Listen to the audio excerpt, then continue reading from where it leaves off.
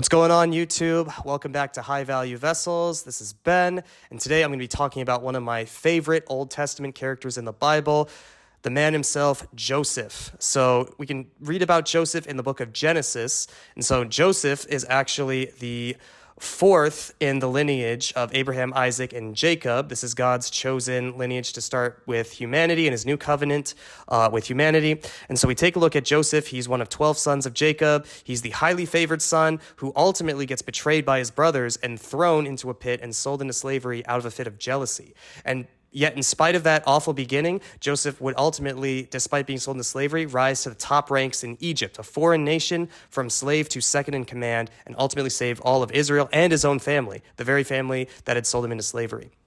So what are the things I love about Joseph? There's three big categories. He's a disciplined man, he's a faithful man, and he's a forgiving man. Right? So let's jump into all three of those. He's a disciplined man. So first point is that he excelled in everything and God was with him in all that he did. For that, we're going to read from Genesis 39, verses 2 through 4. And Yahweh was with Joseph so that he became a successful man. And he was in the house of his master, the Egyptian. Now his master saw that Yahweh was with him and how Yahweh caused all that he did to succeed in his hand. So Joseph found favor in his sight and attended on him, and he appointed him overseer over his house, and all that he owned he gave into his hand.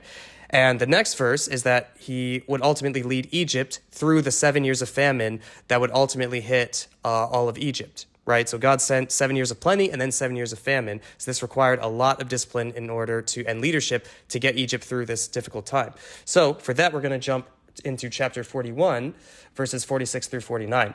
Now Joseph was 30 years old when he stood before Pharaoh, king of Egypt. And Joseph went from the presence of Pharaoh and passed through all the land of Egypt. And during the 7 years of plenty, the land brought forth abundantly. So he gathered all the food of these 7 years, which happened in the land of Egypt, and placed the food in the cities. He placed in every city the food from its surrounding fields. Thus Joseph stored up grain in great abundance like the sand of the sea until he stopped measuring it, for it was beyond measure. So we see that Joseph is very disciplined in his work for Pharaoh. He's not using the excuse that he's in a foreign land. Instead, whatever he's doing it with all of his might, and he's trusting that God is going to work through him, which he does. God is with him in everything that he's doing, and he's succeeding it. And his masters, who don't know God, are seeing and recognizing the one true Yahweh as a result of his work. And so the next thing we want to talk about is Joseph's faithfulness. So Joseph is faithful to his master and ultimately to God by resisting the sexual temptation of Potiphar, that's his master's name, Potiphar's wife. So for that, let's jump into verses 7 through 10 in chapter 39. And it happened after these events that his master's wife set her eyes on Joseph and said, "Lie with me." But he refused and said to his master's wife, "Behold, with me here, my master does not concern himself with anything in the house, and he's given all that he owns into my hand. There is no one greater in this house than I, and he's withheld nothing from me except you, because you are his wife. How then could I do this great evil and sin against God?" So it happened that as she spoke to Joseph day after day, he did not listen to her to lie beside her or be with her. So what do we see? He's faithful to his master, Potiphar. He's saying, no, I'm not going to do this thing against Potiphar. I'm not going to betray him in that way. And more importantly, I'm not going to betray God and disobey God. Ultimately, this would be a great evil and sin against him. So no, I'm not going to do this. And he's persistent too. He does this day after day. The second thing is that he's faithful in the dungeon. For that, we're going to jump to chapter 39, 21 through 23.